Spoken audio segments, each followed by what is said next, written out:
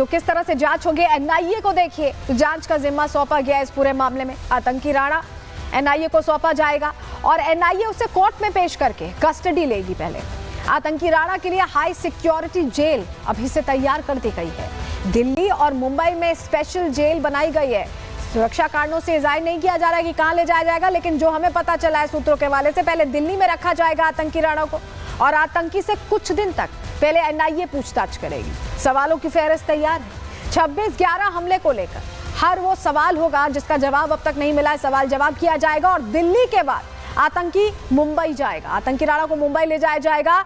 मुंबई में आतंकी की भूमिका की जांच होगी, कैसे उसने हर चीजें की, मैनेज किया, सब कुछ किससे किससे कनेक्टेड था, हर एक सवाल का जवाब यहां खंगाला जाएगा। और एनआईए दफ्तर जहां लाने की तैयारी है, वहां कैसे सुरक्षा कड़ी है, हमारे सहयोगी जतिन की रिपोर्ट आपको दिखा रहे हैं।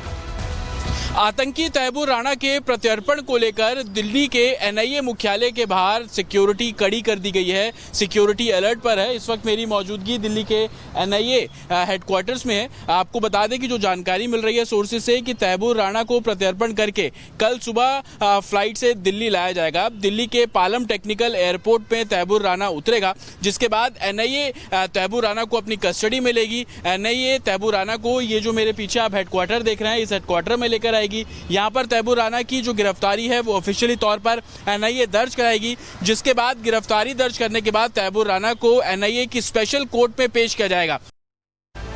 26/11 को बीते 17 साल हो चुके हैं, लेकिन लोगों के दिल में जो वहां मौजूद थे, जिन्होंने सब कुछ देखा, अभी तक दहशत भरी हुई है। तौसीफ शेख क्या कह रहे हैं? तौफीक शेख, जिन्होंने सब कुछ देखा स्टेशन पर जब वो अटैक हुआ था, तब वो वहां मौजूद थे। अब तैमूर राणा के प्रत्यर्पण पर क्या बोल रहे हैं, सुनिए।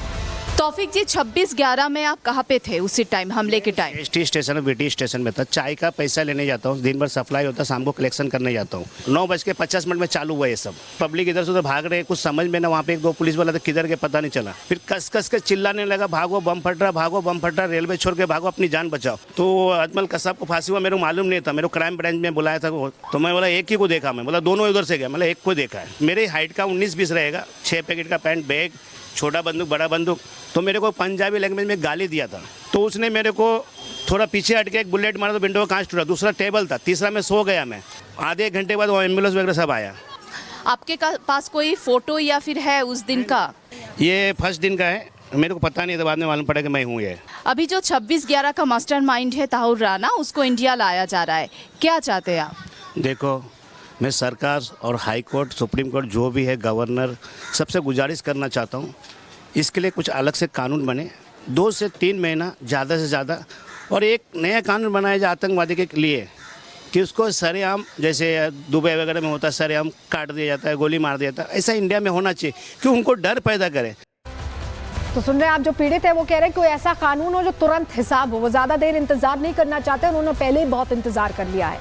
लेकिन तैमूर राणा की पूरी प्रोफाइल जरा आपको बता देते हैं, जानकारी आपको देते हैं, क्योंकि तैमूर राणा मुंबई हमले का मास्टरमाइंड तो है ही, लेकिन कैसे पाकिस्तान से जुड़ा ये भी जान लीजिए। पाकिस्तानी सेना में 10 साल डॉक्टर के तौर पर काम करता रहा। आईएसआई और लश्कर ए तैयबा का बहुत वक्त तक करीबी ये बना रहा।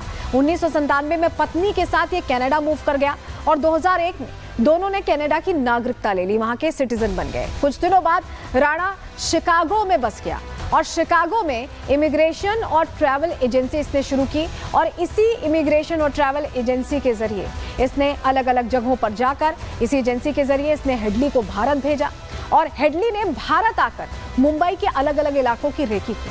समझिए, पूरा प्लान इसकी मदद से ही तैयार हुआ। हेडली ने भारत आकर मुंबई में अलग अलग इलाकों की रेकी की और यहाँ पर जो पूरा इन्होंने एक पूरा नेक्सस बनाया कि कैसे 10 आतंकी आएंगे। उसके बाद 26/11 की वो भयावह दहशत फैलाने वाली तस्वीरें सामने आई। पीड़ित आज भी कह रहे हैं कि अब तैमूर राणा जैसे ही आ जाए उसे फांसी दी जाए। सुनिए जरा। इस तरह का दौर रहा होगा जिन्होंने 26/11 झेला है, उनके लिए ये कहीं ना कहीं एक ऐसा दौर है कि अभी भी जब उसकी बात होती है तो उनकी रूहें कांप जाती हैं, क्योंकि वो मौजूद थे उस वक्त जब ये सब कुछ हो रहा था। और इसको लेकर क्या कह रहे हैं मुकेश अग्रवाल, उन्हें सुनिए। आप 26/11 के दिन कहाँ पे थे? मैं वीटी स्टेशन पे था, मेन लाइन पे, जहाँ से ये लोग आए थे 18 नंबर प्लेटफॉर्म से। स्ट्रेट मेरे आते से ही गोली चली, लगभग मेरे पीछे 19 गोली चली। मेरी वहाँ कैफेटेरिया है बड़ा, कैफेटेरिया पे 19 गोली चली, जिसमें 3 मुझे लगी। 3 में ऑपरेशन कितने टाइम हुआ मुझे मालूम नहीं, बट ऑपरेशन किया बहुत है। मैं 15 से 20 दिन कोमा में था उस टाइम। अब मैं चल के गया बॉम्बे हॉस्पिटल, टैक्सी लेके शहीद भगत सिंह रोड से मैं चल के गया। बहुत खौफनाक मंजर था। बहुत ज़्यादा, बट उसके बाद बहुत ज़्यादा था ताज में जब हुआ। तो कहेंगे जो आरोपी है मास्टरमाइंड तहव्वुर राणा को जल्द लाया जा रहा है, सुबह आ जाएगा, तो आप क्या चाहते? मैं फांसी के सिवाय कुछ नहीं चाहता। सबको फांसी दो। कानूनी प्रक्रिया जो होती है, कानून प्रक्रिया के तहत। कानून प्रक्रिया नहीं है, सब आदमी लोग के लिए कोई कानून नहीं लगता है। ये सब आदमी लोग के लिए कोई कानून नहीं। ये जो इंडिया के साथ करते हैं उनके साथ कोई कानून नहीं। राणा की भूमिका क्या थी, ये तो हमने आपको बताया कि उसने ट्रैवल एजेंसी चलाई, लेकिन उसने हेडली की मदद कैसे की, कैसे वो इस पूरी साजिश में शामिल था जिसके चलते दिल्ली, माफ कीजिएगा, मुंबई दहलती दिखाई दी। पूरी जानकारी आपको देते हैं। 2008 में लश्कर के साथ प्लानिंग इसने की और मुंबई में ट्रैवल एजेंसी का इसने ऑफिस खोल लिया। यहाँ पर जब ऑफिस खोल लिया उसके बाद बिजनेस वीजा के जरिए हेडली को भेजा। हेडली से ही पूछताछ में तहव्वुर राणा का नाम सामने आया था। हेडली के जरिए मुंबई की इसने पूरी रेकी कराई।